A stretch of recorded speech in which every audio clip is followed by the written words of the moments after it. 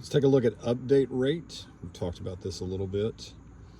To correct or select your update rate, click on the collar, and then in the info screen here, you've got all sorts of information. But let's take a look at update rate. So update rate is how often the collar sends information to the handheld. Right now I'm in dynamic, which this is a newer update rate. Excuse me. This is a newer update rate. Some of the older collars don't have this as an option, but it is a newer update rate. Dynamic changes updates depending on what the collar is doing. It's designed to improve battery life. In most situations, I recommend it for folks. What dynamic does is that it only sends information to the collar when a status change has happened, say a dramatic status change. And by that I mean, let's say you have a dog on point. The dog's on point and it sends an indicator to you. The collar says dog's on point.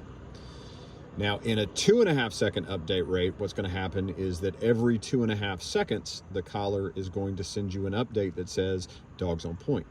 2.5 seconds later, it's going to send you an update that says dog's on point. So, not really a valuable piece of information, seeing how a dog on point should not have moved. So in dynamic, what it's going to do is it's going to send you an update that says your dog's on point, and then it's going to stop sending you updates. That's because your dog's still on point. So you now are going to your dog, and let's say it takes you 2 minutes to get to your dog that's on point. So that's 2 minutes of updates that the collar does not send because nothing has changed. There's no new information. Now, if your dog comes off of point, then the dynamic is going to automatically send you an update. It'll tell you now that the dog's moving. But as long as he's stationary, it's not going to update you every 2.5 seconds. So that's the biggest difference between these two.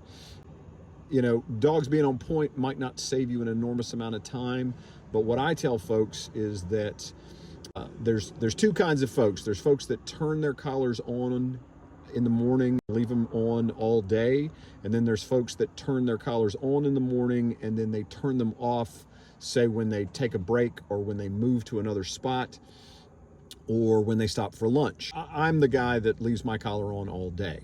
In the morning I turn my collars on. I'm not turning them off until the end of the day.